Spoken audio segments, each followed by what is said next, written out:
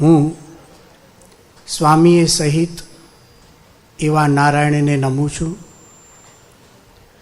હું અક્ષરે સહિત એવા પુરુષોત્તમને નમું છું. હું સ્વામી અને નારાયણને નમું છું. હું અક્ષર અને પુરુષોત્તમને નમું છું. સ્વામિનારાયણ એટલે અક્ષર પુરુષોત્તમ અને અક્ષર પુરુષોત્તમ એટલે સ્વામિનારાયણ. પરમ પૂજ્ય પ્રમુખ સ્વામી મહારાજની અસીમ કૃપાથી આપણા સૌના હૃદયમાં અક્ષર પુરુષોત્તમ સિદ્ધાંતની સ્થાપના થઈ છે અને પ્રગટ બ્રહ્મ સ્વરૂપ મહંત સ્વામી મહારાજની અસીમ કૃપાથી આપણા સૌના હૃદયની અંદર બિરાજમાન જે અક્ષર પુરુષોત્તમ મહારાજ એને આપણે રાજી કરી શકીએ છીએ. પણ વાત આજે આપણે શાસ્ત્રીજી મહારાજની કરવાની છે, આપણા ગુરુના પણ ગુરુ, જેમણે આ સંપ્રદાય ઉપર ખૂબ જ મોટો ઉપકાર કર્યો છે. શાસ્ત્રીજી મહારાજ, એમને સંવારીએ અને એમની સ્તુતિ કરીને પછી આપણે આગળ વધીએ. સંપ્રાપ્યાક્ષર રૂપત્વમ ભજેત પુરુષોત્તમમ ઇત્યાદિ સહજાનંદ વાક્યાન્માનાંતરૈસ્તથા ગ્રથિતો યેન શબ્દોયમ અક્ષર પુરુષોત્તમઃ ગુરૂણામ ગુરવે તસ્મૈ શાસ્ત્રીણેસ્તુ નમો નમઃ. અક્ષર રૂપ થઈ પુરુષોત્તમની ભક્તિ કરવી ઇત્યાદિ સહજાનંદ શ્રીહરિના વાક્યો તથા અન્ય પ્રમાણોને ધ્યાનમાં રાખીને જેમણે અક્ષર પુરુષોત્તમ શબ્દનું ગ્રથન કર્યું એવા ગુરુઓના ગુરુ શાસ્ત્રીજી મહારાજને નમસ્કાર. વિજ્ઞાપ્ય બ્રહ્મ પરબ્રહ્મ સ્વરૂપયુગ્મં પ્રસ્થાપ્ય ધાતુ પ્રતિમા ભુવિ મંદિરેષુ યેનાંજલિર્વિરચિતો વિરલોસ્તુ તસ્ય દ્વારે હિ યજ્ઞ પુરુષસ્ય શુભાંજલિર્મે. જેમણે અક્ષર બ્રહ્મ અને પુરુષોત્તમ એ બંને દિવ્ય તત્વોના સ્વરૂપને સારી રીતે જણાવીને આ લોકમાં તે અક્ષર પુરુષોત્તમના યુગલ સ્વરૂપોની ધાતુની પ્રતિમાઓને પ્રતિષ્ઠિત કરીને જે યજ્ઞ પુરુષ દાસજીએ એક વિરલ અંજલિ અક્ષર પુરુષોત્તમ મહારાજને અર્પણ કરી એવા યજ્ઞ પુરુષ દાસને દ્વારે અમે પણ આ અક્ષર પુરુષોત્તમ દર્શન સત્ર રૂપે શુભાંજલિ અર્પણ કરીએ છીએ. સૌ હરિભક્તોને જય સ્વામિનારાયણ. આપણા સત્સંગમાં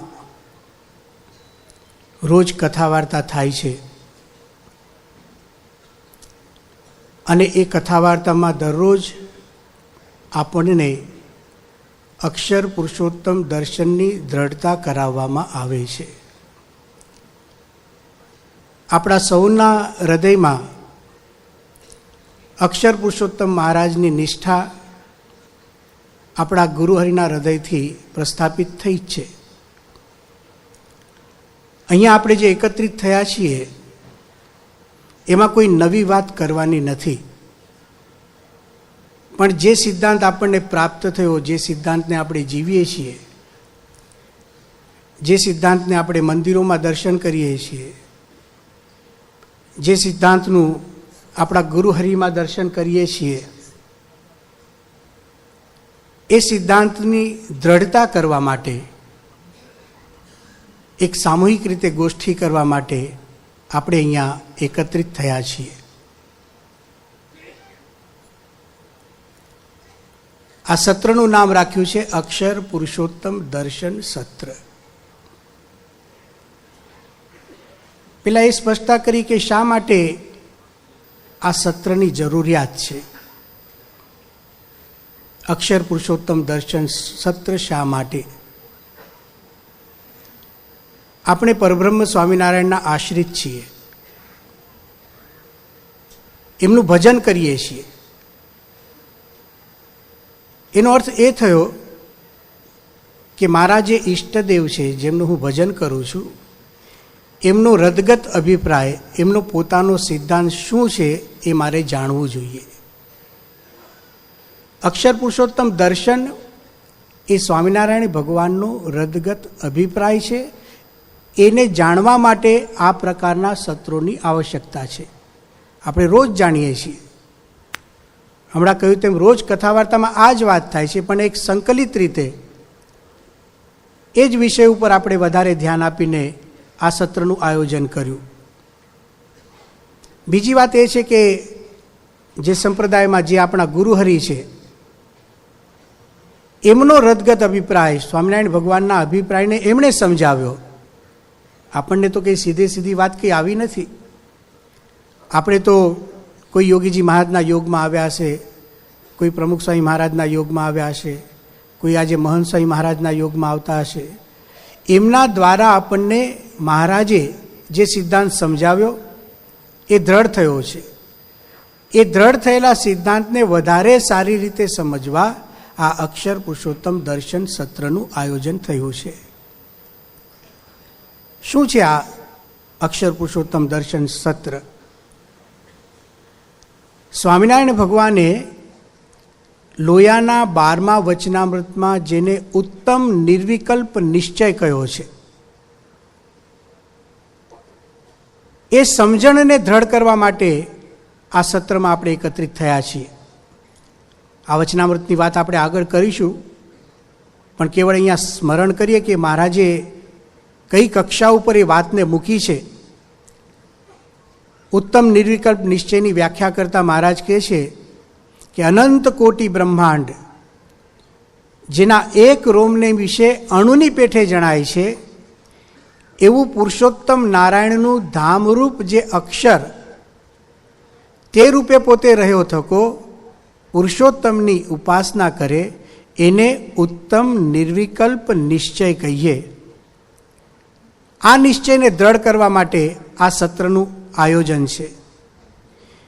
બીજી વાત શું છે કે આપણી ગુરુ પરંપરામાં આપણા ગુરુઓએ, બ્રહ્મ સ્વરૂપ ગુરુઓ, સ્વામિનારાયણ ભગવાન પછી મૂળ અક્ષરમૂર્તિ ગુણાતીતાનંદ સ્વામી, ભગતજી મહારાજ, શાસ્ત્રીજી મહારાજ, યોગી બાપા, પ્રમુખ સ્વામી મહારાજ ને મહંત સ્વામી મહારાજ, જે આપણા ગુણાતીત ગુરુઓ છે, એમણે જે ઉપદેશો આપણને કર્યા, એ ઉપદેશોના મનનનો આ મહોત્સવ છે અક્ષર પુરુષોત્તમ દર્શન સત્ર. આપણે સાક્ષાત વાતો સાંભળી છે પ્રમુખ સ્વામી મહારાજ પાસે, આપણે સાક્ષાત વાતો સાંભળી છે મહંત સ્વામી મહારાજ પાસે. એ સાંભળેલી વાતોને અહીંયા આપણે યાદ કરવાની છે. ખરેખર આપણી ગુરુ પરંપરામાં સતત અક્ષર પુરુષોત્તમની વાત થઈ છે. એ ગુરુ પરંપરાએ સંપૂર્ણપણે અક્ષર પુરુષોત્તમની વાત કરી છે. એ જે કંઈ વાતો થઈ એ સત્ય વાતો કરી હતી, વિગતવાર વાતો કરી હતી, નિર્વિવાદ રીતે વાતો કરી હતી. કોઈ પણ વાતને આપણા ગુરુઓએ અવિદ્વાન રાખી નથી. એટલે અક્ષર પુરુષોત્તમ દર્શન સત્ર એટલે આપણા ગુરુઓએ કરેલા ઉપદેશોના મનનનો મહોત્સવ છે. તમે જુઓ, ગુણાતીતાનંદ સ્વામી મહારાજે કથા વાર્તાનો અખાડો જમાવેલો. અખાડો શબ્દ વપરાતો, બંધ જ ન થાય. 8 પુરાણી રાખે, એના વારા પડે, કારણ કે વાંચનારો થાકે, ગુણાતીતાનંદ સ્વામી ન થાકે. અને એ વખતમાં, સ્વામીના વખતમાં તો છાવણી શબ્દનો પ્રયોગ થતો. આપણે આજે સત્ર કર્યું ને, છાવણી જરા થોડું લાંબુ હોય, તો ગુણાતીતાનંદ સ્વામીના વખતમાં જે છાવણી થઈ 6 મહિના સુધી ચાલે. આપણે ચિંતા કરવાની જરૂર નથી. હવે તો બધી નાની વસ્તુઓમાં ઘણું બધું આવી જાય છે. પણ જો આપણી પરંપરામાં આ વાતો સતત થઈ છે. ભગતજી મહારાજ ગુણાતીતાનંદ સ્વામી થકી આપણે જાણીએ છીએ કે એમણે આખી બ્રહ્મસ્થિતિ પ્રાપ્ત કરી આ લોકની દ્રષ્ટિએ. એમને પણ ભલે એમણે સત્ર શબ્દ ત્યારે નહીં વપરાતો હોય, પણ આજે આપણે જે સત્રમાં કરવાના છીએ ને એના કરતાં સારું કામ એ કરતા હતા. કથા વાર્તા એકદમ નિશ્ચિતપણે બતાવે કે આ ચાલે છે ને એ અક્ષર છે, આ બેઠું છે એ અક્ષર છે, આ બોલે છે એ અક્ષર છે. અને પછી વચનામૃતની વાતો અને શાસ્ત્રોની વાતો સતત ભગતજી મહારાજ કરતા. અને ત્યાર પછી તો શાસ્ત્રીજી મહારાજે તો હદ વાળી છે. વારંવાર આપણે એમને બધો જ યશ આપવો જોઈએ, વારંવાર યાદ કરવા જોઈએ. અક્ષર પુરુષોત્તમની વાત કરીએ અને શાસ્ત્રીજી મહારાજને ન યાદ કરીએ તો એને અક્ષર પુરુષોત્તમ દર્શન સત્ર જ ન કહેવાય. એવા આપણા ગુરુના ગુરુ શાસ્ત્રીજી મહારાજ, એમને એક વિશિષ્ટ સ્વરૂપ આપ્યું. કથા વાર્તાનો ઉત્સાહ તમે જુઓ, શાસ્ત્રીજી મહારાજે આટલા ગગનચુંબી મંદિરો કર્યા જ્યારે કોઈ જ સાધનો નહીં. સ્વામી બાપા ઘણીવાર વાત કરે, હકા બાપુ ઘણીવાર વાત કરતા, માણા નહીં, નાણાં નહીં અને પાણા નહીં, કાંઈ ન મળે. પણ એની સામે વિરોધ. એ પરિસ્થિતિની અંદર મંદિરો કરે એટલે કેટલી મોટી પ્રવૃત્તિ કહેવાય. એની વચ્ચે એમણે અક્ષર પુરુષોત્તમ દર્શન સત્રો કર્યા છે. બહુ વિશિષ્ટ સ્વરૂપ હતું એમના સત્રોનું. આજે આપણે અક્ષર પુરુષોત્તમ દર્શન સત્ર કરીએ છીએ તો હજારો હરિભક્તો બેઠા છે.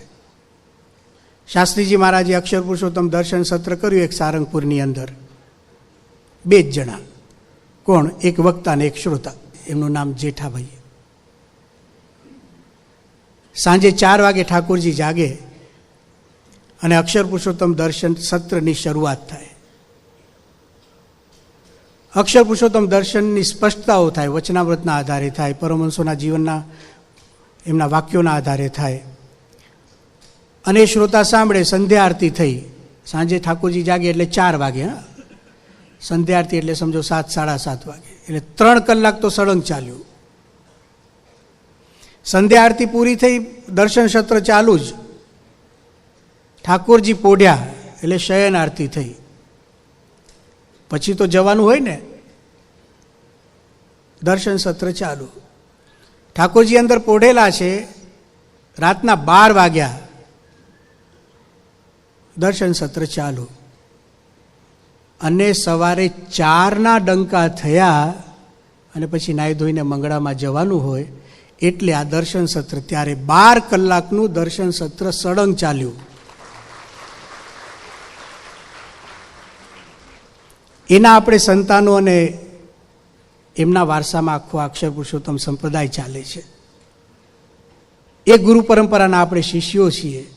શું કરી ગયા તમે જુઓ. એ જેઠાભાઈ એટલે નિર્ગુણ સ્વામી.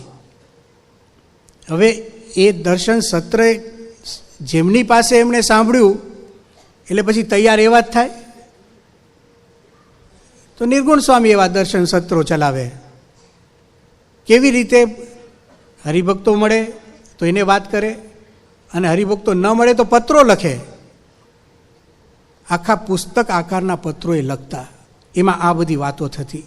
કોઈ બીજો વિષય નહીં. 12 કલાક સુધી તો આપણે ઘણીવાર કદાચ કોકની સાથે બેસીએ, 4-5 કલાક તો બેઠા જ હોઈએ છીએ. પણ વાતો કેવી હોય તો જ જાગતા રહીએ. ને તો ઊંઘ જ આવી જાય. આ 12 કલાકનું સત્ર કરવું એટલે તો સમાધિ જ થઈ જાય આપણને. તો આપણને કોઈ સત્ર સંભળાવે પણ નહીં.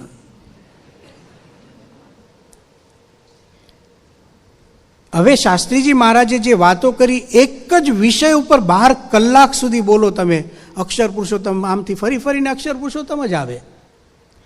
પણ એ હૃદયથી નીકળેલી વાતો હતી, પરમ સત્ય હતી, સત્ય નિષ્ઠામાંથી નીકળેલી વાતો હતી. તો આખે આખું અંતઃકરણ ભેદાઈ ગયું. નિર્ગુણ સ્વામી એમાંથી તૈયાર થયા. એક અંતઃકરણમાં આગ લાગેલી હતી અક્ષર પુરુષોત્તમ માટેની. કોને સમજાવીએ, કેવી રીતે સમજાવીએ? અને શાસ્ત્રી મહારાજના પ્રતાપે એમના જે સંતો હતા એમનામાં આ ગુણ વિકસ્યો. જે તે વાત જ નહીં, અક્ષર પુરુષોત્તમ સિદ્ધાંતની વાત કરે, બધા પ્રશ્નોનું સમાધાન થાય, દ્રઢપણે બધા જ માનતા હતા. અને બનતું એવું, જેવી અક્ષર પુરુષોત્તમ સિદ્ધાંતની વાત શરૂ થાય ને તો કોઈ બીમાર હોય તો બીમારી દૂર થઈ જાય, વાત કરનાર નહીં. આ એક ઉપાય કરવા જેવો છે આપણે બીમાર પડીએ ત્યારે. કોઈની ઉદાસી હોય ને અક્ષર પુરુષોત્તમ નિષ્ઠાની વાત કરવા માંડે, ઉદાસી દૂર થઈ જાય. દુઃખ લાગ્યું હોય દુઃખ દૂર થઈ જાય. સંત સ્વામી વાત કરતા હતા, એમના મુખ થકી સાંભળેલી વાત છે આ, કે નિર્ગુણ સ્વામીને તાવ આવતો હોય અને કોઈ હરિભક્ત એમની પાસે આવે ને અક્ષર પુરુષોત્તમની વાત સાંભળવા બેસે ને તો તાવ ભૂલી જાય, તાવ જતો રહે, બેઠા થઈ જાય, બોલતા બોલતા છે ને પથારીમાં આગળ આવી જાય. આ આપણી પરંપરા છે. આ રીતે આખો સંપ્રદાય છે ઊભો થયો. શાસ્ત્રી મહારાજના વખતમાં હરિભક્તો એવા તૈયાર થયા. તમે જુઓ તો એ લોકોની તો ખાસિયત જ આ હતી. બધા દર્શન સત્રના મોટા માહેર હતા. હરમાનભાઈ આફ્રિકામાં સત્સંગ લઈને ગયા, મગનભાઈ, આપણે અહીંયા દેશમાં પણ આશાભાઈ ને બધા હરિભક્તો તમે જુઓ તો એક મોટો સમાજ ઊભો થયેલો. મને તો એવું લાગે છે કે એ વખતે જેટલા હરિભક્તો સાંભળે ને એ બધા કથાકાર, એકનો વારો પડે, બાકી બધા જ વારા પરથી બોલવા જાય, બધા સત્રાધીશ. એ પ્રકારનો સંપ્રદાય આપણો ચાલ્યો. યોગીજી મહારાજે આ સત્રને એક અલગ સ્વરૂપ આપ્યું, એક રવિ સભા રૂપે એને ગોઠવી આપ્યું આપણને. જાણે કે સમય જાય એમ સમયનો પ્રશ્ન થાય તો કે રવિવારે તો કરો. દર રવિવારે આપણે સત્સંગ કરીએ છીએ, એક અલગ પ્રકારે પણ અક્ષર પુરુષોત્તમ સિદ્ધાંતની દ્રઢતા જ કરીએ છીએ. અને પ્રમુખ સ્વામી મહારાજે તો હદ વાળી 1100થી વધારે મંદિરો કરી આપ્યા. સુખેથી આપણે અક્ષર પુરુષોત્તમ સિદ્ધાંતનું ગાન કરીએ. જો અત્યારે બેઠા છીએ ને, કેટલું શાંતિથી વાત કરીએ છીએ. શાસ્ત્રીજી મહારાજના વખતના કોઈ ઉપરથી જોતા હશે ને હરિભક્તો કે મારા રાહ તો બધા શાંતિથી હોલમાં બેઠા, અમે તો વાત કરીને મરચાના ધુમાડા થતા. ઈર્ષા આવે એવું છે. પ્રમુખ સ્વામી મહારાજે આપણને સુખેથી ભજન કરતા કર્યા. હવે આપણે એક જ કાર્ય કરવાનું છે, અક્ષર પુરુષોત્તમ મહારાજનું ભજન કરવાનું છે. એવા દિવ્ય સ્થાનોની ભેટ આપણને આપી અને આજે આપણા ગુરુહરિ, પ્રગટ ગુરુહરિ મહંત સ્વામી મહારાજ, એમણે આલેખ જગાવી છે. જોઈએ છે ને એમની કથા વાર્તામાં એક ધારી વાત ચાલે છે, એક ધારી વાત ચાલે છે. અક્ષર પુરુષોત્તમ, અક્ષર પુરુષોત્તમ આપણી પાસે ભજન કરાવે છે. એટલે સૌથી મોટી વાત એ છે કે અહીંયા જે આપણે સત્ર કરીએ છીએ એ આપણા ગુરુએ જે આપણને ઉપદેશો આપ્યા એ ઉપદેશોના મનનનો આ મહોત્સવ છે. મહારાજે જે આપણને વિશિષ્ટ તત્વજ્ઞાન આપ્યું, વિશિષ્ટ મૌલિક, જે પૂર્વે કોઈ આપ્યું ન હતું, એ તત્વજ્ઞાનને જાણીને એમાં ગરકાવ થવા માટે આ સત્રનું આયોજન છે. હવે બીજી એક વાત, આપણને બધાને આ અક્ષર પુરુષોત્તમ સિદ્ધાંતની પ્રત્યક્ષ રૂપે પ્રાપ્તિ થઈ છે. આગળ આપણે વાત કરીશું, પણ સંક્ષિપ્તમાં આપણે એમ કહીએ કે આપણને જે પ્રગટ ગુરુ મળ્યા, જેમનો આપણે લાભ લીધો, ધારો કે કોઈ હરિભક્તો શાસ્ત્રી મહારાજના વખતના હશે તો શાસ્ત્રીજી મહારાજનો લાભ લીધો, યોગીજી મહારાજનો લાભ લીધો, પ્રમુખ સ્વામી મહારાજનો લાભ લીધો, મહંત સ્વામી મહારાજનો લાભ લઈ રહ્યા છીએ. આ ગુરુઓનો આપણે લાભ લીધો તો આપણા માટે અક્ષર બ્રહ્મ એ ગુરુ રૂપે પ્રગટ છે. એક વાત આવી, એ પુરુષોત્તમને અખંડ ધારણ કરી રાખે છે, એટલે પુરુષોત્તમ પણ આપણા માટે પ્રગટ છે. તો અક્ષર પુરુષોત્તમ દર્શન આપણા માટે પ્રત્યક્ષ પ્રમાણ દર્શન છે, કેવળ વાતો નથી. તો આપણે એમ કહી શકીએ કે આ 2 દિવસનું સત્ર જે ગોઠવાયું છે, અક્ષર પુરુષોત્તમ દર્શન સત્ર, એ પ્રાપ્તિના કેફનું સત્ર છે, સ્વરૂપ નિષ્ઠાનું સત્ર છે, સિદ્ધાંત નિષ્ઠાનું સત્ર છે. આપણી BAPS સંસ્થા છે, સંસ્થા નિષ્ઠાનું આ સત્ર છે. આપણને જે સત્સંગ મળ્યો એ સત્સંગ નિષ્ઠાનું સત્ર છે. અને છેલ્લે આપણે એમ કહી શકીએ કે BAPS એક પરિવાર, આ ભાવનાને દ્રઢ કરવાનું આ અક્ષર પુરુષોત્તમ દર્શન સત્ર છે.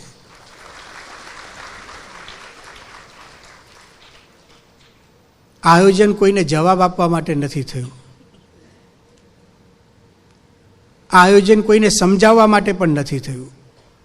કોકને સમજાવી દઈએ, કોઈને પાછા પાડવા માટે પણ નથી થયું.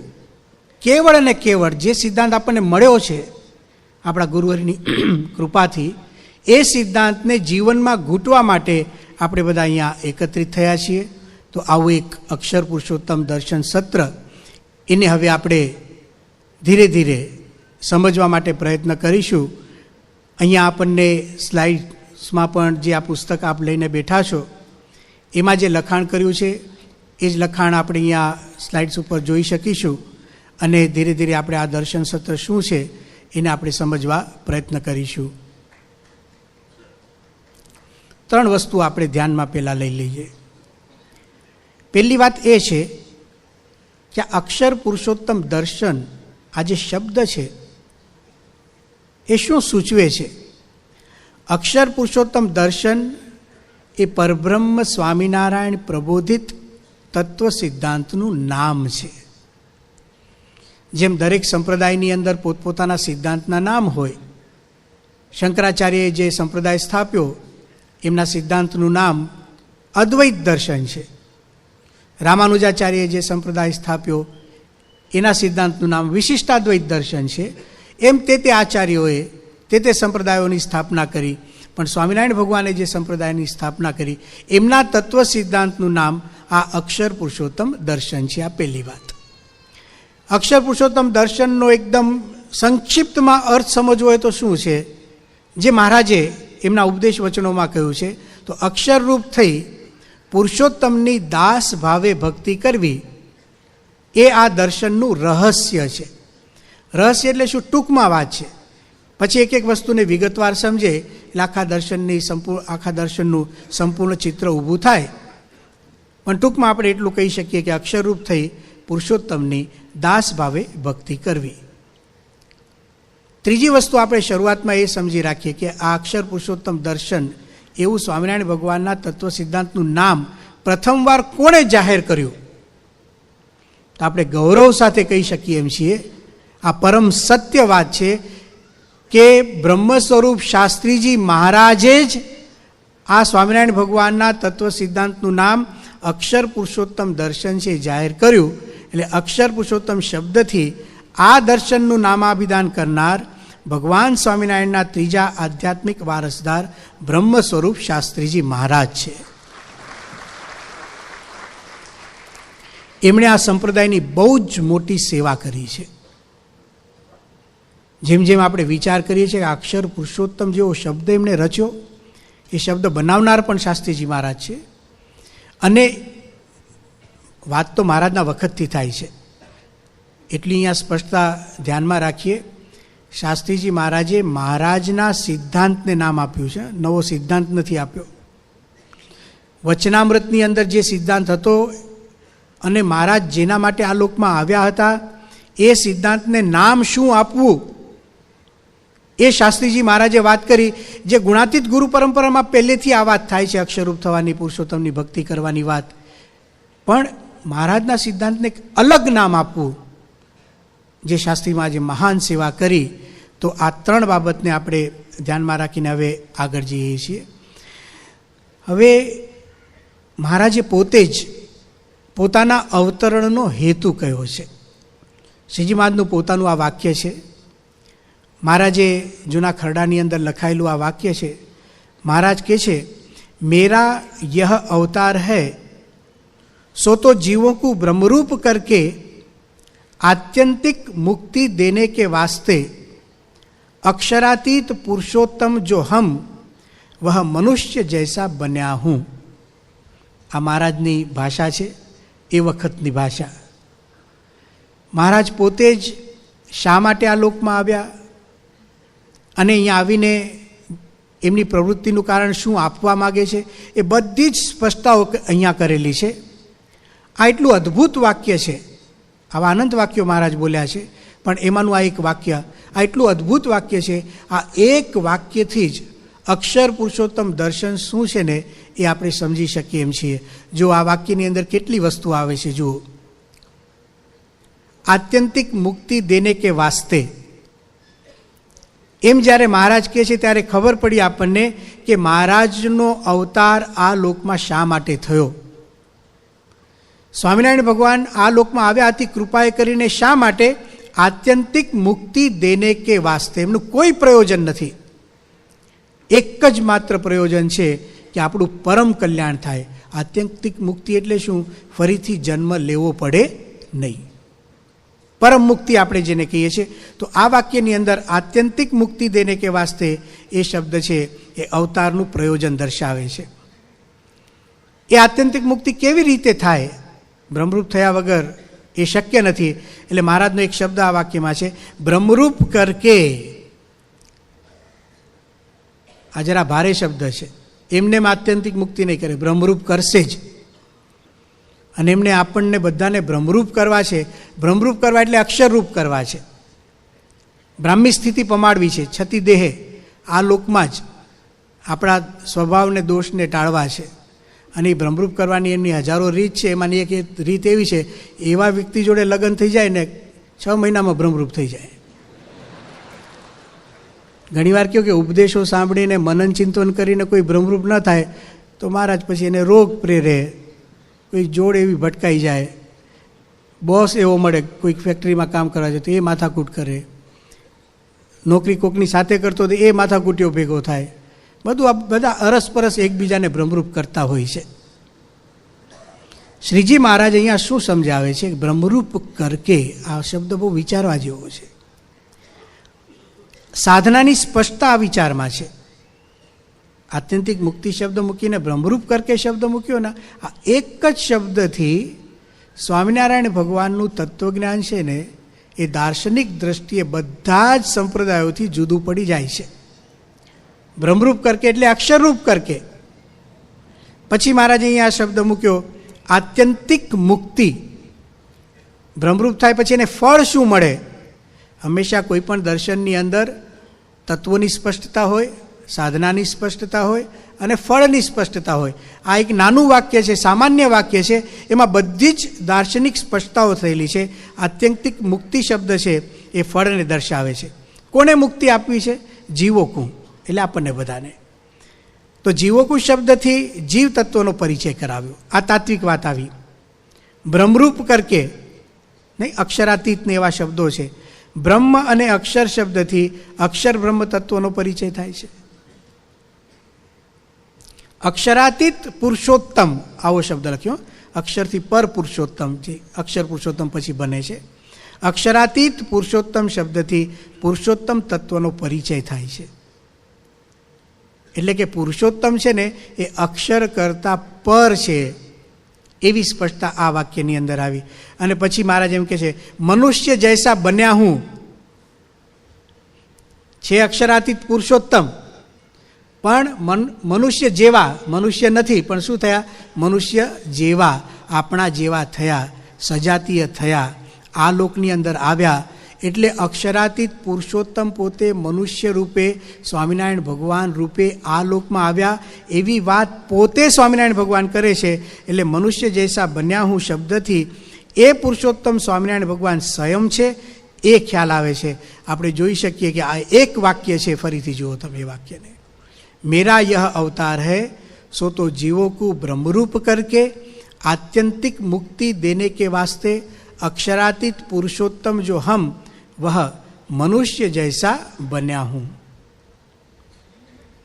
આનાથી આપણને સ્પષ્ટ થયું કે મહારાજે પોતે જ અક્ષરની ઓળખાણ આપી છે, પુરુષોત્તમની વાત કરી, એ પુરુષોત્તમ પોતે જ છે. આ એમનું જે અક્ષર પુરુષોત્તમ દર્શન છે એને હવે આપણે સમજવા માટે કેટલીક ભૂમિકાને જાણીએ. દર્શન શબ્દનો પ્રયોગ થયો છે અહીંયા. અક્ષર પુરુષોત્તમ દર્શન. તત્વજ્ઞાનમાં દર્શન શબ્દ બહુ વિશિષ્ટ રીતે વપરાય છે. સામાન્ય રીતે દર્શન શબ્દનો અર્થ શું થાય? જોવું. જોવું એટલે હું તમારા દર્શન કરું છું. આમ થોડું સારી ભાષામાં છે, સામાન્ય ભાષામાં હું તમને જોઉં છું. તો દર્શન એટલે શું? જોવું. જોવાની ક્રિયા બહુ સામાન્ય છે, દરેક વ્યક્તિ જોતો હોય છે. પરંતુ આપણા ભારત વર્ષની અંદર જે દર્શનો થયા એ ઋષિ મુનિઓનું દર્શન છે. જ્યારે કોઈ ઋષિ જુએ છે તો વાત બદલાઈ જાય છે. સામાન્ય માણસ જોવે તો જોતો જોઈએ આખો દિવસ, પણ જ્યારે કોઈ તત્વચિંતક જુએ તો એ જોવાની સાથે વિચાર કરે છે. આપણા ભારત વર્ષની અંદર એવા તત્વચિંતકો થયા, એવા મહર્ષિઓ થયા, જે લોકોએ આ દુનિયાને જોઈ, જે લોકોએ મનુષ્યને જોયા, દુનિયા ઉપર બનતી ઘટનાઓને જોઈ, એ જોઈને પછી એમણે વિચારો કર્યા. એ વિચારો કરીને એ વિચારોને એક સ્વરૂપ આપ્યું, સંકલિત, અને સ્વરૂપ આપ્યું. એમાંથી ભારત વર્ષની અંદર વિવિધ પ્રકારના દર્શનોનો જન્મ થયો. વિવિધ પ્રકારના દર્શનોનો જન્મ થયો એટલે શું? વિવિધ પ્રકારની માન્યતાઓનો જન્મ થયો, વિવિધ પ્રકારની વિચારધારાઓનો જન્મ થયો. એ વિચારોમાં શું હતું કે અમુક પ્રકારના વિષયો, એનું ચિંતન થાય, એની ચર્ચા થાય, એનો વિમર્શ થાય, નિર્ણયો થાય, અને પછી એકાદા દર્શનનું જન્મ થાય. કેવા હોય એ વિષયો? કે આ દુનિયા શું છે, એને કોણે બનાવી, ઉત્પત્તિ થયા પછી ટકે છે કેવી રીતે, એનો પ્રલય ક્યારે થાય, કેવી રીતે થાય, એ દુનિયા જે લોકો ભોગવે છે આપણે બધા, તો શા માટે ભોગવે છે, આ જ પ્રકારની દુનિયા કેમ છે, એમાંથી વળી સુખ અને દુઃખ જે રોજ આપણે અનુભવ કરતા હોઈએ છીએ, તો સુખ એટલે શું, દુઃખ એટલે શું, મુક્તિ એટલે શું, આત્મા એટલે શું, પરમાત્મા એટલે શું, વગેરે વગેરે વગેરે. જેમ જેમ વિચારો થાય, આ બધા વિષયો છે એની ચર્ચાઓ થાય, અને પોતપોતાના મંતવ્યો આપે, અને એના આધારે ભારત વર્ષની અંદર દર્શનોનો જન્મ થયો. એમાં વૈદિક 6 દર્શનો ગણવામાં આવે છે. એને કહેવાય છે ષડ દર્શન. 6 દર્શનો. એ 6 દર્શનોના નામ એ પ્રમાણે છે: સાંખ્ય દર્શન, યોગ દર્શન, ન્યાય દર્શન, વૈશેષિક દર્શન, કર્મમીમાંસા દર્શન અને વેદાંત દર્શન. આ 6 દર્શનો છે. એમાં ટૂંકમાં આપણે પરિચય પ્રાપ્ત કરીએ. સાંખ્ય દર્શન, એના સ્થાપક કપિલ મુનિ છે. કપિલ નામના ઋષિએ સાંખ્ય નામના દર્શનની સ્થાપના કરી. એ દર્શનની અંદર મુખ્યપણે શું સમજાવવામાં આવે છે સાંખ્ય દર્શનમાં? કે આ જે સમગ્ર દુનિયા છે એ જડ અને ચેતનના સંયોગથી બને છે. એમાં જડ વસ્તુ માટે શબ્દ ત્યાં વપરાય છે પ્રકૃતિ, અને ચેતન માટે શબ્દ વપરાય છે પુરુષ. બંનેને ભેગા કરો એટલે પ્રકૃતિ પુરુષ એવો એક શબ્દ બને. પણ આ સાંખ્ય દર્શનની વાત છે, એની પોતાનો એક એનો અભિગમ જુદો છે. એ શું કહે છે કે આ જળ અને ચેતન બંને બાજુ બાજુમાં આવે એટલે કાર્યાન્વિત થાય અને બધી સૃષ્ટિ ઉત્પન્ન થાય. એની ઉપર આખો વિચાર એમણે મૂક્યો છે. એમને એકલા ચેતન હોય તો પણ સૃષ્ટિ સંભવિત નથી, એકલી જળ વસ્તુ એમને પડી હોય તો પણ સૃષ્ટિ સંભવિત નથી. દાખલા તરીકે આપણે એમ લઈએ, માટી પડી હોય તો માટી પોતાની મેળે માટલું ન બની જાય, અને માટલું પોતાની મેળે ફૂટે નહીં, પણ એને કોઈક બનાવનારો હોવો જોઈએ. એ બનાવનારો છે એ પાછો ચેતન હોવો જોઈએ ને. ચેતન એટલે જીવતો, જે ઈચ્છા કરી શકે, જે ઘડો માટી કેવી રીતે માટલું બનાવવું એ જાણતો હોય, અને ત્રીજું એની પાસે માટી હોય. એટલે આ બધું ભેગું થાય એટલે એક માટલું બને છે. સાંખ્ય દર્શને એમ કહ્યું, પ્રકૃતિ કર્ત્રી પુરુષસ્તુ પલાશ દંડવદ નિર્લેપ. આ જે કંઈ પ્રકૃતિ એટલે જડ વસ્તુ છે ને એ જ બધી ફરફર કરે છે, અને જે ચેતન છે ને એમને બેઠો છે, કાંઈ કરતો નથી, નિષ્ક્રિય છે, અને આખી દુનિયા ચાલે છે. બહુ પ્રશ્નો થયા, બહુ વિચાર એના પછી થયા, પણ એમણે આવી એક જાહેરાત કરી, આ સિદ્ધાંતો જ્યાં લખવામાં આવ્યા સૂત્ર રૂપે. બીજી એક વાત સમજો, અહીંયા આ ષડ દર્શનો છે ને, 6 દર્શનોને સૂત્રોમાં સંગ્રહિત કરવામાં આવ્યા છે. સૂત્રો એટલે ટૂંકમાં જે બોલવામાં આવે છે. તો સાંખ્ય સૂત્રો એમણે લખ્યા કપિલ મુનિએ, એમની વિચારધારાનું પ્રવર્તન કર્યું, એમાંથી સાંખ્ય દર્શનનો જન્મ થયો. આપણે છેલ્લે અક્ષર પુરુષોત્તમ દર્શન ઉપર જવાના છીએ, એની ભૂમિકા રૂપે આ વાત કરીએ છીએ. સાંખ્ય દર્શન પછી બીજું દર્શન આવ્યું છે યોગ દર્શન. યોગ સાધના અત્યારે ઘણા કરે છે, ઘણા રોજ પ્રાણાયામ કરતા હશે, પણ યોગાસન કરે, પ્રાણાયામ કરે. આ બધી જે વાતો આવી, પ્રાણનું નિયમન, પ્રાણાયામ એટલે એ કેવી રીતે કરવું, સમાધિ કોને કહેવાય, અષ્ટાંગ યોગ કોને કહેવાય, આ બધી પ્રક્રિયાઓ જ્યાં વર્ણવવામાં આવી એને યોગ દર્શન કહેવામાં આવે છે. પતંજલિ નામના ઋષિએ આ યોગ દર્શનની સ્થાપના કરી.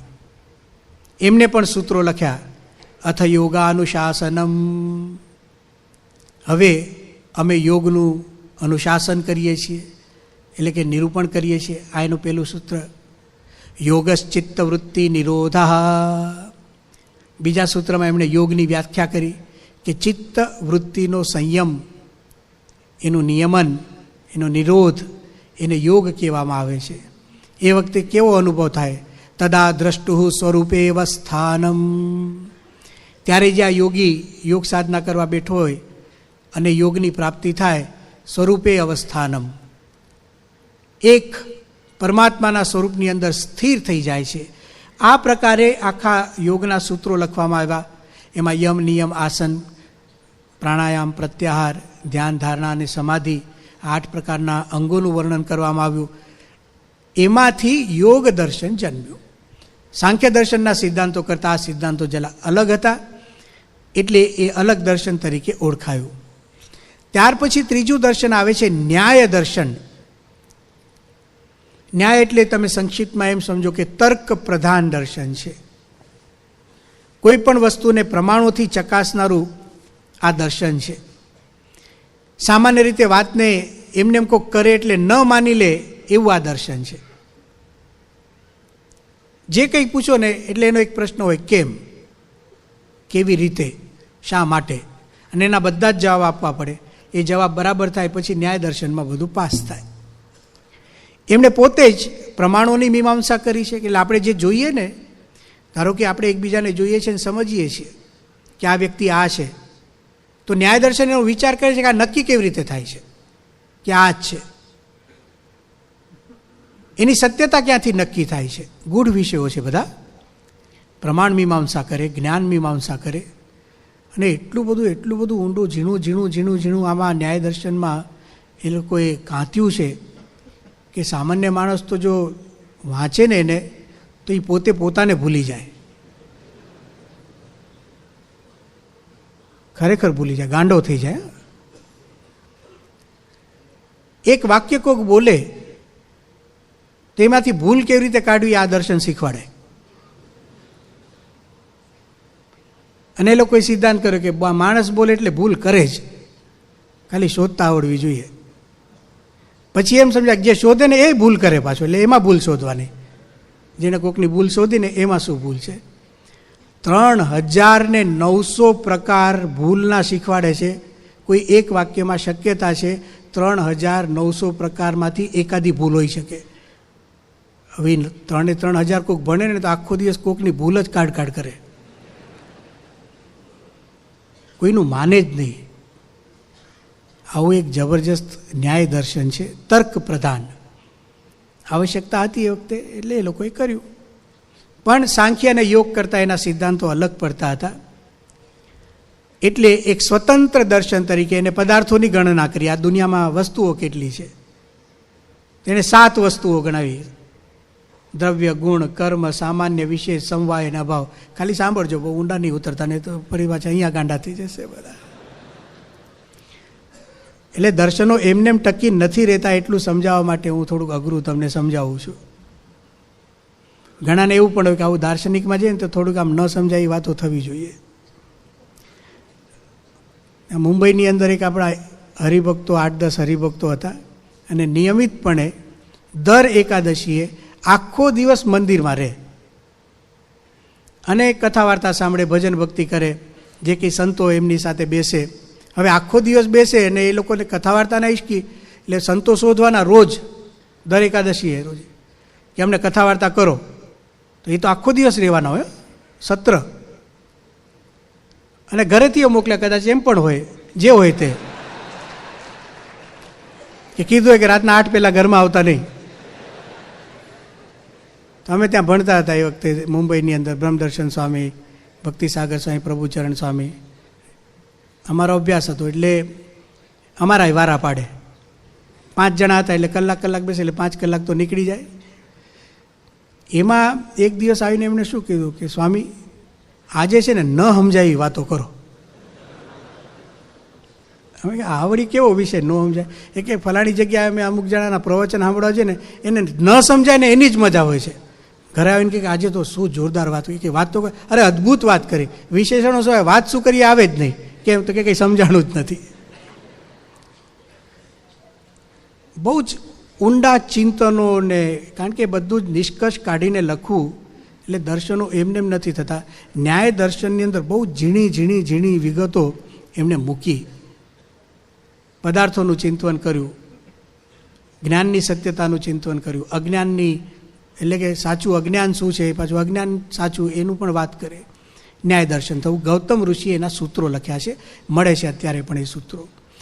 ત્યાર પછી આવે છે વૈશેષિક દર્શન.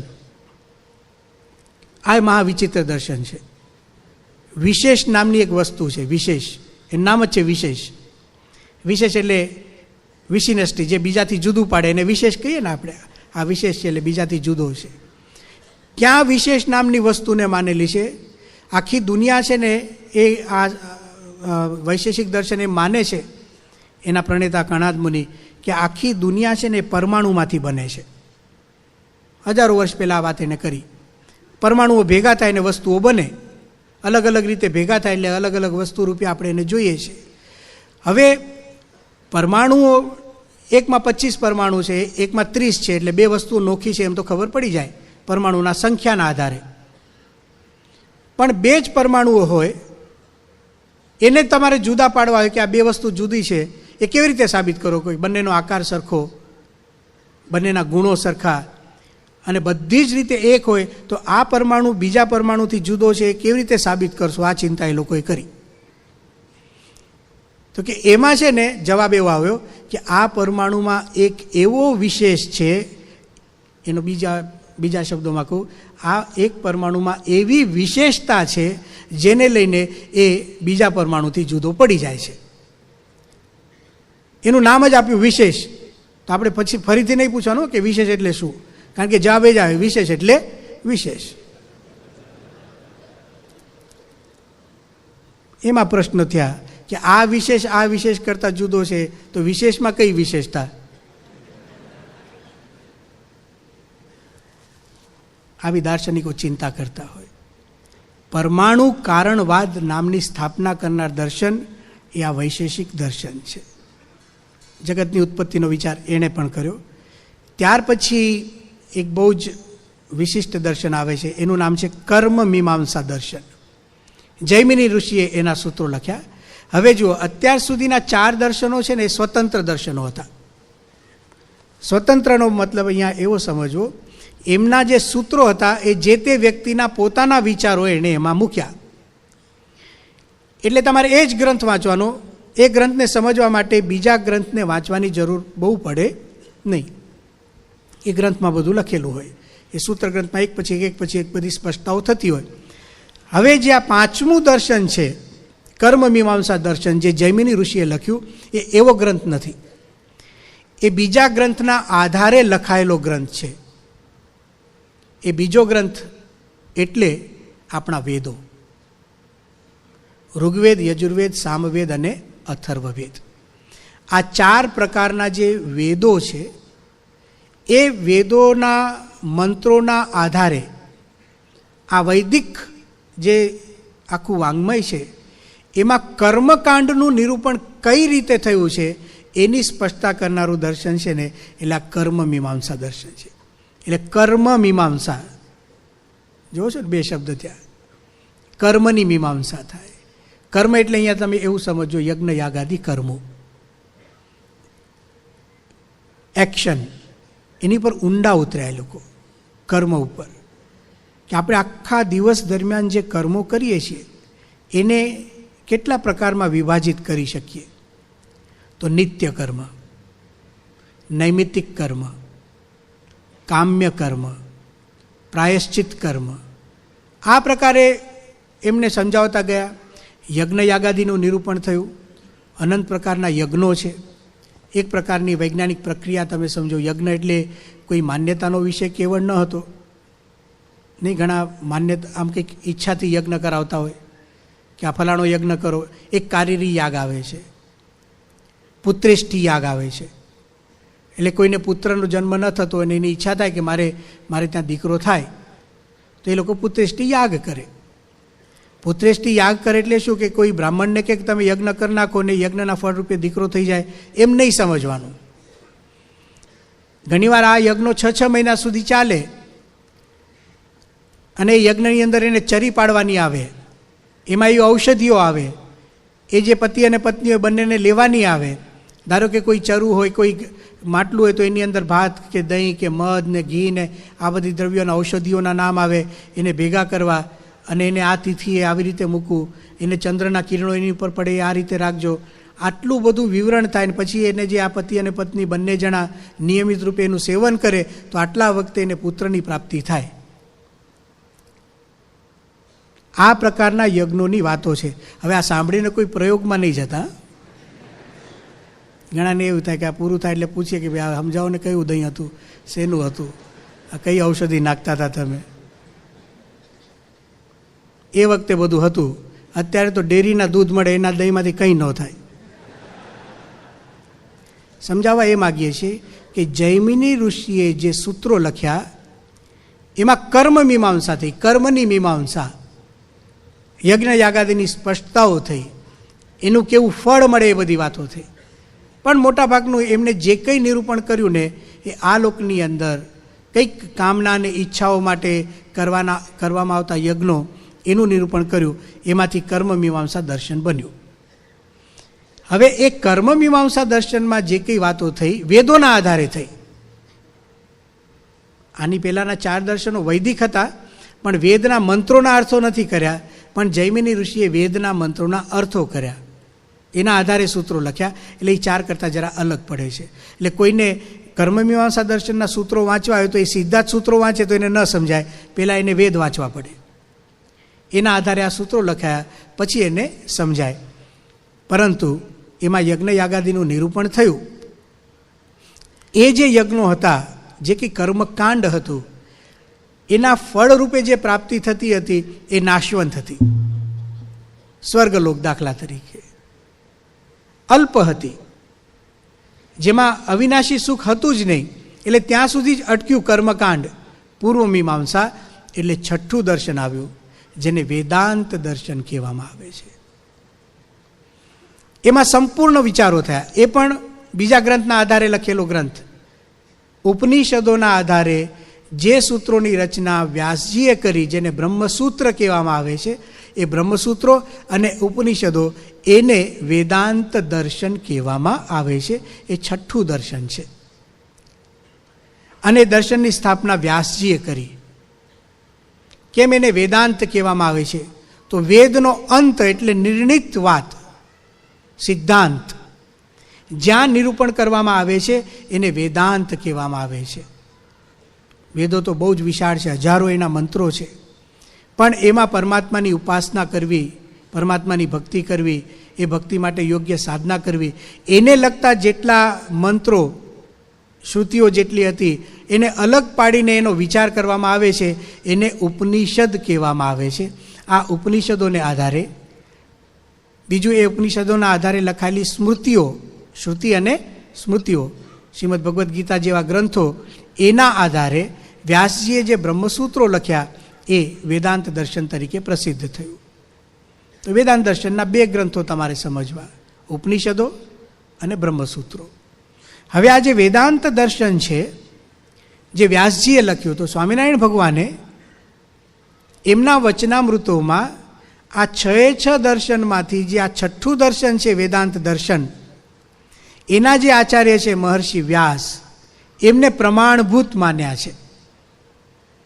મહારાજે એમ કહ્યું કે વ્યાસજી છે ને બધાના ગુરુ, બધાના એટલે કે જેટલા સંપ્રદાયો પ્રસિદ્ધ છે અત્યારે ભારત વર્ષની અંદર જીવિત છે, એ બધાના ગુરુ વ્યાસજી, અને વ્યાસજીની શાખ લઈને એટલે કે વ્યાસજીનું પ્રમાણ લઈને જે તે સંપ્રદાયોની અંદર પોતપોતાના સિદ્ધાંતોની સ્થાપના થઈ.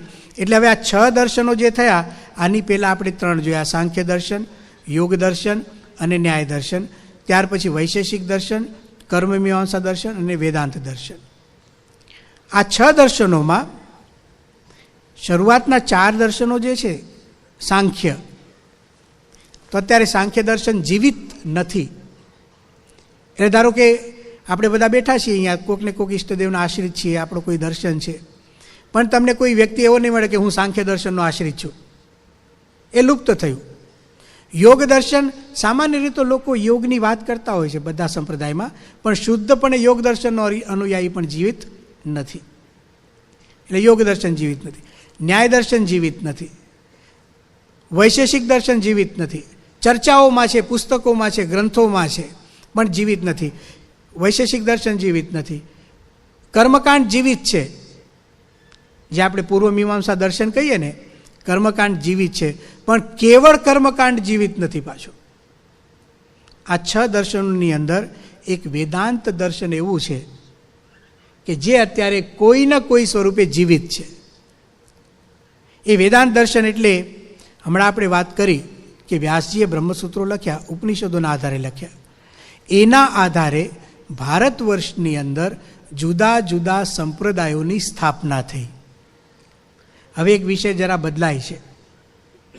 અહીંયા સુધી જે આપણે ચર્ચા કરીએ, શું કર્યું કે ભારત વર્ષની અંદર વૈદિક 6 દર્શન હતા. 6 દર્શનો: સાંખ્ય યોગ, ન્યાય વૈશેષિક, પૂર્વમીમાંસા અને વેદાંત દર્શન. એમાં 6ઠું જે વેદાંત દર્શન છે, એના આધારે હવે ભારત દેશની અંદર જુદા જુદા સંપ્રદાયોની સ્થાપના થઈ. એને આપણે જોઈશું. એટલે એમાં અક્ષર પુરુષોત્તમ દર્શન કઈ જગ્યાએ છે ખબર પડશે. હવે જે દર્શનો દર્શાવવામાં આવે છે એને તમે વેદાંત દર્શનની શાખા રૂપે સમજજો.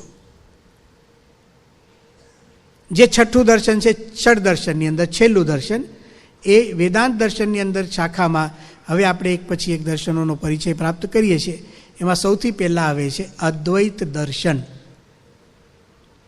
શંકરાચાર્યજીએ જે સંપ્રદાય પ્રવર્તાવ્યો, જે સિદ્ધાંતોનું પ્રવર્તન કર્યું, એનું નામ છે અદ્વૈત વેદાંત, અદ્વૈત દર્શન. શંકરાચાર્યએ કેવી રીતે અદ્વૈત દર્શન સમજાવ્યું ટૂંકમાં સમજીએ. બ્રહ્મ સત્યમ જગન મિથ્યા. બ્રહ્મ એકમાત્ર સત્ય છે અને જગત મિથ્યા છે. એક જ વસ્તુ આ દુનિયામાં છે અને કેવળ બ્રહ્મ જ છે. બીજું બધું જ મિથ્યા. આપણને લાગે કે આટલા બધા લોકો બેઠા છે, હું બોલું છું, તમે સાંભળો છો, બીજી બધી વસ્તુઓ પડી છે. અદ્વૈત દર્શનની દૃષ્ટિએ, પારમાર્થિક દૃષ્ટિથી, પરમ સત્યની દૃષ્ટિથી દુનિયામાં કંઈ છે જ નહીં. એને અદ્વૈત દર્શન કહેવામાં આવે છે. શંકરાચાર્યજીએ એની સ્થાપના કરી. બહુ જ પ્રશ્નો થયા અને એમાંથી બીજો કોઈ છે જ નહીં. જાણે છે કોણ? કોણે સાંભળે અને કોણ બોલે છે? કંઈક તો હોવું જોઈએ, કોકને તો જ્ઞાન થવું જોઈએ કે બીજો છે જ નહીં, તો કોની બંધન કોની, મુક્તિ કોની? અને તમે બંધન બોલો તો એ બીજી વસ્તુ હોય, કોઈક બાંધનારું દોરડું તો હોવું જોઈએ, કંઈ નહીં હોય તો. બહુ જ પ્રશ્નો પૂછ્યા છે, બહુ પ્રશ્નો થયા. એમાંથી ધીરે ધીરે સમાધાન કરતા એક બીજા દર્શનનો જન્મ થયો. એનું નામ છે વિશિષ્ટાદ્વૈત દર્શન. એના સ્થાપક છે રામાનુજાચાર્ય. એમણે જે ગ્રંથ લખ્યો છે બ્રહ્મસૂત્ર ઉપર, એમનું શ્રીભાષ્ય નામનો એક ગ્રંથ છે. અને એમાં વ્યવસ્થિત રીતે, ખૂબ જ વિવેકથી, અને જે રીતે તંદુરસ્ત ચર્ચા થતી હોય, અને સારા વિદ્વાનો ભલે જુદા જુદા મતના હોય, પણ એકત્રિત થઈને એકબીજાના વિચારો કહે અને એકબીજાના વિચારોમાં પ્રશ્નો કરે અને પોતાને અનુકૂળ ન હોય તો એ કેમ અનુકૂળ નથી એ પણ દર્શાવે. ખૂબ વિવેકથી, ઝઘડાની ભાષામાં નહીં, પણ એમને અદ્વૈત દર્શનનું ખંડન કર્યું અને વિશિષ્ટાદ્વૈત સંપ્રદાયની એમને સ્થાપના કરી. તો ત્યાર પછીનું બીજું દર્શન આવે છે વેદાંત દર્શનની શાખાઓમાં વિશિષ્ટાદ્વૈત દર્શન રામાનુજાચાર્યનું. ઉત્તરોત્તર કાળ પણ પછીના જ છે. પ્રથમ શંકરાચાર્ય આવ્યા, ત્યાર પછી રામાનુજાચાર્ય આવ્યા, એમને વિશિષ્ટાદ્વૈત આપ્યું. ત્રીજા આવે છે મધ્વાચાર્યજી. એમણે જે દર્શનની સ્થાપના કરી એ દર્શનનું નામ છે દ્વૈત દર્શન. દ્વૈત એટલે કહેવા એવું માગતા હતા કે જીવાત્મા અને પરમાત્માના એકદમ શુદ્ધપણે કાયમ માટે ભેદ જ છે, કોઈ રીતે બંને એક થઈ શકતા નથી, વગેરે વગેરે એમણે ચર્ચા કરી. એના આધારે એમના દર્શનનું નામ પડ્યું દ્વૈત દર્શન મધ્વાચાર્ય. શંકરાચાર્ય અદ્વૈત, રામાનુજાચાર્ય વિશિષ્ટાદ્વૈત અને મધ્વાચાર્ય દ્વૈત. હવે આવે છે ચોથું દર્શન નિમ્બાર્ક દર્શન. એનું નામ છે દ્વૈતાદ્વૈત દર્શન. શબ્દો સાંભળજો, જેટલું સમજાય એટલું સમજજો, પણ આમાં યાદ એટલું રાખજો કે જુદા જુદા દર્શનો ચાલે છે, વેદાંત દર્શનની શાખાઓ છે.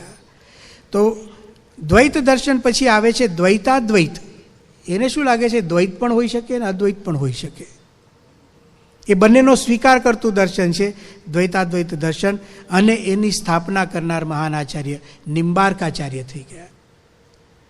એણે આની સ્થાપના કરી બ્રહ્મસૂત્રોના આધારે, ગીતાના આધારે, ઉપનિષદોના આધારે. ત્યાર પછી વલ્ભાચાર્યજી આવ્યા અને એમણે એક દર્શન આપ્યું જેનું નામ છે શુદ્ધાદ્વૈત દર્શન. શુદ્ધ અદ્વૈત. અદ્વૈતના બે પ્રકાર, અશુદ્ધ હોઈ શકે બીજું, અને આ એક શુદ્ધ અદ્વૈત છે. એટલે કે આમાં શું હતું કે શંકરાચાર્યજીએ પણ, અહીંયા તમે જુઓ પહેલા શંકરાચાર્ય દેખાય છે, એમણે અદ્વૈત આપ્યું, પણ એમાં શું બને છે? કેવળ બ્રહ્મ જ સત્ય છે, જગત મિથ્યા છે, પણ જગત દેખાયું તો ખરું. તો કેમ થયું કે જે શુદ્ધ બ્રહ્મ હતું ને કેવળ, એને માયાનો થોડો ડાઘ લાગે છે. માયા સત્ય નથી, મિથ્યા, પણ બ્રહ્મને માયા અડે છે એવું થોડુંક બોલ્યા, એટલે થોડું અશુદ્ધ થયું બ્રહ્મ. એને માયા સબલિત બ્રહ્મ એવો શબ્દ વાપર્યો છે શંકરાચાર્યજીએ. પણ વલ્ભાચાર્યજીને એ માન્ય નથી કે શુદ્ધ અદ્વૈત છે, એટલે એનું નામ પડ્યું શુદ્ધાદ્વૈત. આ દ્વૈત અને અદ્વૈતની આજુબાજુ ફરતા બધા નામ છે. ત્યાર પછી છે ને એક દર્શન આવ્યું જેની સ્થાપના કરી છે ચૈતન્ય મહાપ્રભુએ. ભક્તિ સંપ્રદાય છે આ. એનું નામ છે અચિંત્ય ભેદાભેદ દર્શન. આગળના જેટલા દર્શનો થયા, 5 દર્શનો થયા, એમાંનું આ 6થું દર્શન આવ્યું જે ચૈતન્ય મહાપ્રભુએ જેની સ્થાપના કરી. એનું નામ છે અચિંત્ય ભેદાભેદ દર્શન. ફરીથી આપણે અહીંયા યાદ કરી લઈએ. શંકરાચાર્યનું અદ્વૈત દર્શન છે, રામાનુજાચાર્યનું વિશિષ્ટાદ્વૈત દર્શન છે, મધ્વાચાર્યનું દ્વૈત દર્શન છે, નિમ્બાર્કાચાર્યનું દ્વૈતાદ્વૈત દર્શન છે, વલ્ભાચાર્યનું શુદ્ધાદ્વૈત દર્શન છે અને ચૈતન્ય મહાપ્રભુનું અચિંત્ય ભેદાભેદ દર્શન છે. એ રીતે આ 6 દર્શનો જે તે આચાર્યોએ કર્યા છે, એ જ રીતે પરબ્રહ્મ સ્વામિનારાયણે જે દર્શનની સ્થાપના કરી એ 7મું દર્શન એટલે આપણું અક્ષર પુરુષોત્તમ દર્શન છે.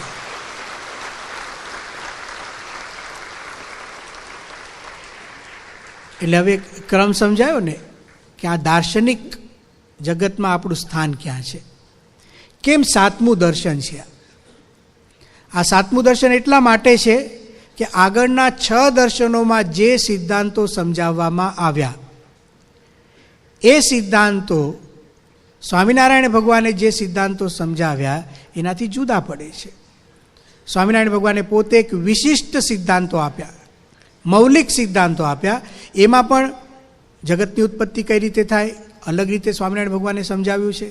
આત્મા કેવો, જીવાત્મા શું છે, જીવાત્માએ બ્રહ્મ સાથે એકતા કરવી, બ્રહ્મ નામનું તત્વ, 5 ભેદની વાતો, જેમ કે શંકરાચાર્યએ એક જ તત્વની વાત કરી, રામાનુજાચાર્ય તત્વત્રય એટલે કે 3 તત્વોની વાત કરી, અલગ અલગ વાત કરી. તો સ્વામિનારાયણ ભગવાને 5 તત્વોની વાત કરી: જીવ, ઈશ્વર, માયા, બ્રહ્મ અને પરબ્રહ્મ.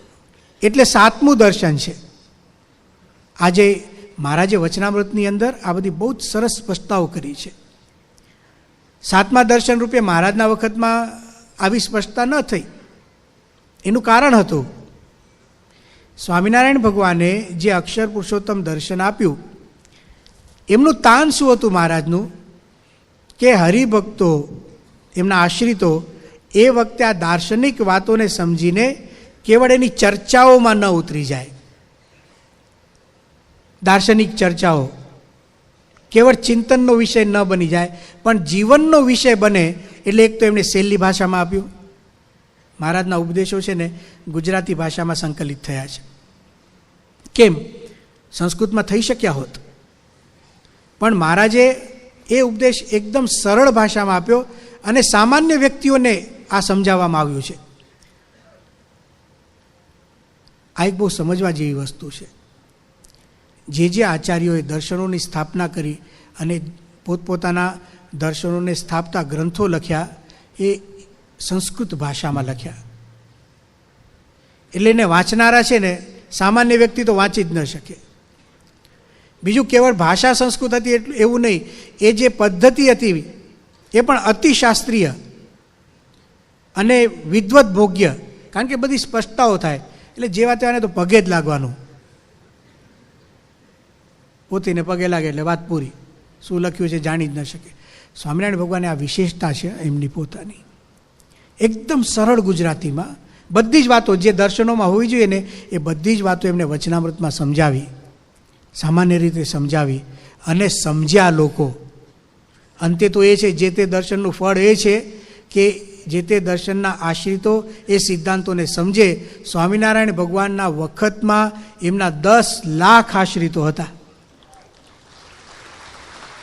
જેમને આ અક્ષર પુરુષોત્તમ દર્શન, ભલે આ નામ નહોતું, નામ તો શાસ્ત્રીજીમાં જ આપ્યું, પણ સિદ્ધાંતો તો હતા જ.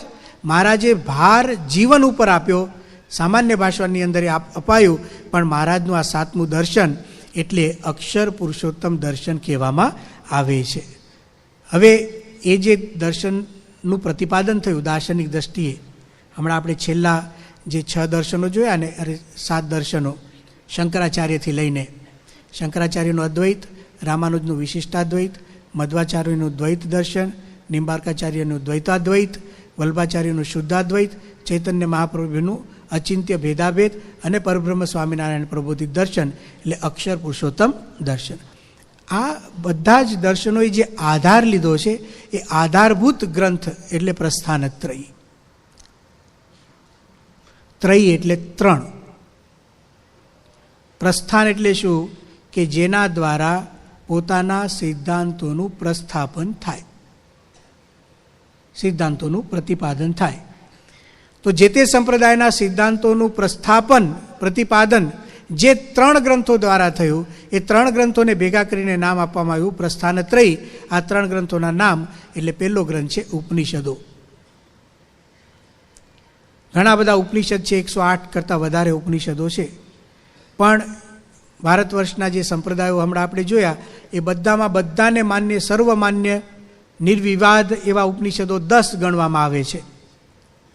ઈશ કેન કઠ પ્રશ્ન મુંડ માંડુક્ય તિત્તિરિહિ ઐતરેયમ ચ છાંદોગ્યમ બૃહદારણ્યકમ 10. આવા એક શ્લોકમાં 10 ઉપનિષદોના નામ સંગ્રહિત કરવામાં આવ્યા.